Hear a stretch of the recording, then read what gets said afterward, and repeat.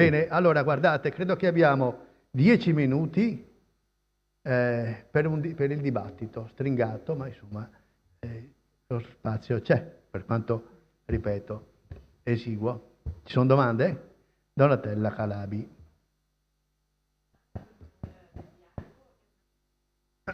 Una domanda per Manuela Del Bianco e una piccola osservazione a Giovanni Zalin. La domanda è questa: volevo sapere se ti sei occupata ognuno ha le sue deformazioni professionali, del progetto del collegio rabbinico affidato a Giuseppe Iappelli, nel senso che noi abbiamo messo in mostra a Palazzo Ducale alcuni dei suoi disegni, però capire che cosa gli è stato chiesto all'architetto per l'organizzazione degli spazi, volevo sapere se te ne sei mai occupata, se esistono elementi, eccetera. A Giovanni volevo fare un'osservazione della quale non sono sicurissima, ma abbastanza. Secondo me Daniele Rodriga non è mai stato marrano, perlomeno non è stato marrano da quando era a Venezia. Lui è arrivato a Venezia come ebreo, era membro della scuola spagnola, abitava in Ghetto Vecchio. Se ne è occupato Ben Ravid, quindi non voglio... L'ho trovato però scritto da qualche parte. mi stupisce molto e sicuramente da quando era a Venezia no, non lo era. Scusa, ti spiego perché secondo me questo elemento è importante. Perché si è trattato da parte del Senato della Repubblica di affidargli un compito molto importante, che è quello dell'istituzione della Scala di Spalato e della dogana, come tu stesso hai detto. Il fatto che lui fosse ebreo a pieno titolo rende la cosa particolarmente significativa, tanto è vero che poi lui riesce da ebreo e da delegato a istituire la Scala di Spalato a discutere la condotta del 1589, che è una condotta particolare, nel senso che dà molte libertà agli ebrei mercanti nel mare, soprattutto nel Mediterraneo, e lui la contratta, cioè è un interlocutore importante della Repubblica come ebreo e non come marrano.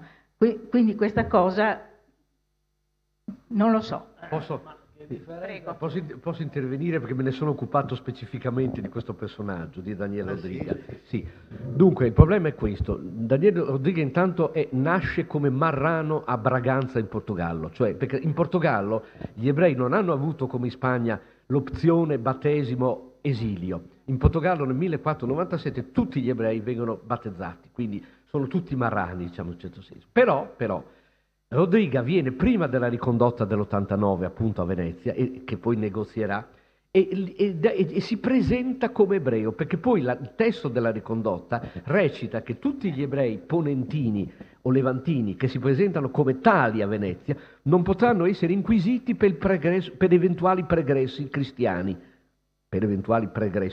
Quindi Rodriga è un ebreo, da quando risiede a Venezia si è presentato come tale, e quindi viene considerato tale, però era un marrano anche lui. Oltretutto tutti lo dicevano che era spagnolo, invece lui era proprio portoghese. Ho trovato un documento in cui si dice nativo di Braganza. Ecco. Comunque voglio ribadire che io l'ho visto, la faccenda di Rodriguez Marrano, io l'ho letta da qualche parte, capito? Bisogna intendersi cosa intendiamo per marrani, ecco. Perché c'è stata una lunga discussione nel vecchio convegno qui a Venezia alla Cini molti anni fa su questo problema.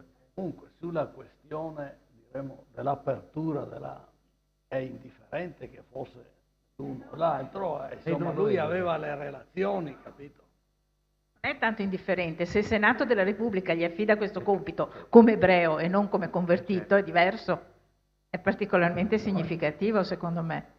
Almeno questa è Comunque, se l'interpretazione posso fare un'aggiunta finale, in Italia in realtà il problema del reinserimento nell'ebraismo del marranesimo, cioè di quelli che vengono da ex marrani, diciamo così, poi diventano nuovi ebrei, praticamente non si poneva neanche per lo stato della Chiesa, perché ad Ancona negli anni 30 Paolo III Farnese concede una specie di salvacondotta a coloro che si presentano come ebrei, anche se tutti sanno benissimo che sono stati battezzati. E solo Paolo IV che poi dice no, questi non sono degli ebrei, degli ebrei, sono degli ex cristiani, quindi sono degli apostati, li fa arrestare e li fa condannare a morte.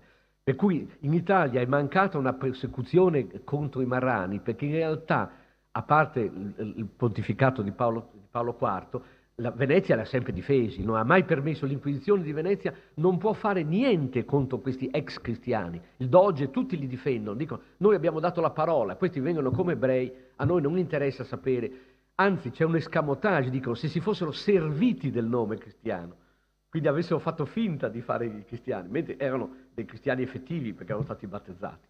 Grazie. Mi arrendo.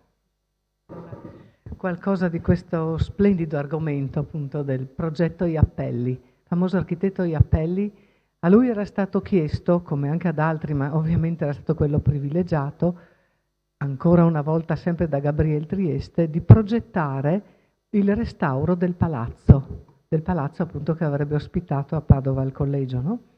E appunto nella documentazione conservata qui nell'archivio di Venezia c'è un ampio fascicolo bello grosso con tutta, non so se è questo che poi è stato esposto in mostra, in parte, ecco sì.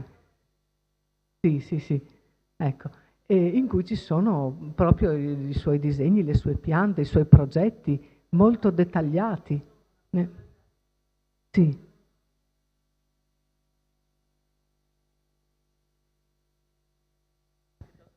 Cioè qualcosa Sì. di accompagnatorio ai disegni. Sì, ci sono fonti ci anche sono. accompagnatorie, c'è molta documentazione. Ho capito. E viene portata avanti quest'idea di attuare il progetto Iappelli quasi fino alla fine, diciamo così, quando si procede proprio. Cosa succede poi? Che nella conferenza ci sono, che non erano solamente ovviamente i Trieste, i rappresentanti proprio di Padova, c'è una discussione molto intensa per i costi, perché avrebbe dovuto essere abbattuto gran parte dell'edificio. Ecco. E allora si sceglie un'altra soluzione, all'ultimo momento proprio, un'altra soluzione di un altro architetto, di captare solo alcune parti, ecco, del progetto Iappelli e di mantenere, insomma, con costi molto contenuti, la struttura originaria. Però questo discorso di affidare a Iappelli, che era famosissimo all'epoca, no? Come si sa, insomma, ecco, quindi era simbolico anche questo, aver scelto un architetto così, no? Per poter creare la sede, ecco, di questa istituzione, è stata veramente importante, è andata avanti nel tempo. Altre domande?